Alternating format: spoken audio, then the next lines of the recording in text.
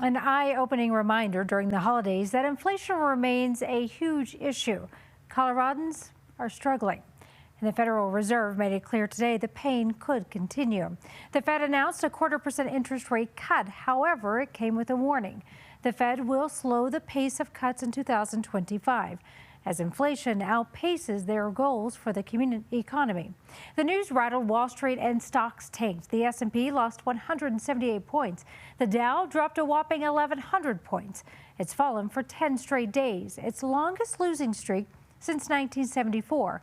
The Nasdaq also suffered big losses, dropping more than 700 points. It's more than just 401ks we're talking about taking a hit. People are having a hard time with everyday things like housing and food. Alan Janae looking into that need tonight. And Alan, one area that knows about the need are nonprofits, and they say more and more people are reaching out asking for help. It's true, Karen. And this is partly due to inflation. We know the cost of living is up. The cost of housing has risen out of sight for a lot of people.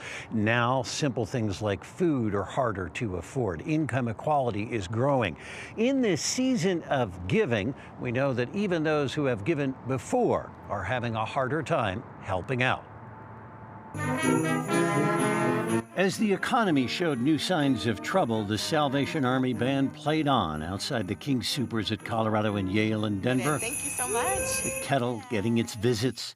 In a season of giving, people ran a food bank in Lyons. We've learned, especially this year, that sourcing sufficient food has become very, very difficult and very expensive for us. 2024 is tougher. So we have diapers, new toys, we have wipes, coats. At Florence Crittenton Services that helps young mothers, Teresa Garcia says there are different challenges. I think some of it is there's just a lot of need right now. They share pictures of the young mothers and children they help.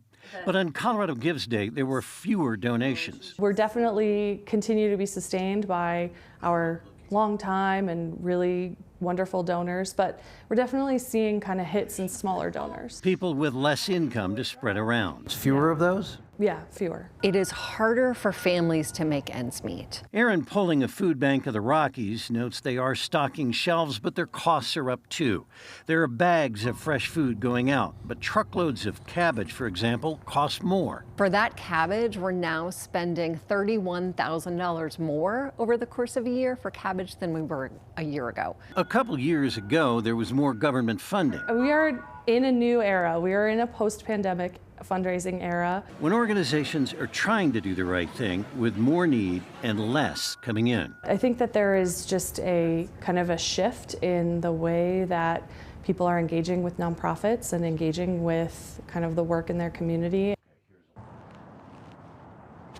FlowCrit, as it is called, is finding that teenage mothers have more needs, greater needs, more costly needs than they've had in recent years. Generational poverty is part of that. FlowCrit this year raised less money on Colorado Gives Day, as did Food Bank of the Rockies. But both of them are knowing that they have a lot more work still to do. In Denver, I'm Alan Janae, covering Colorado First. All right, Alan, thank you.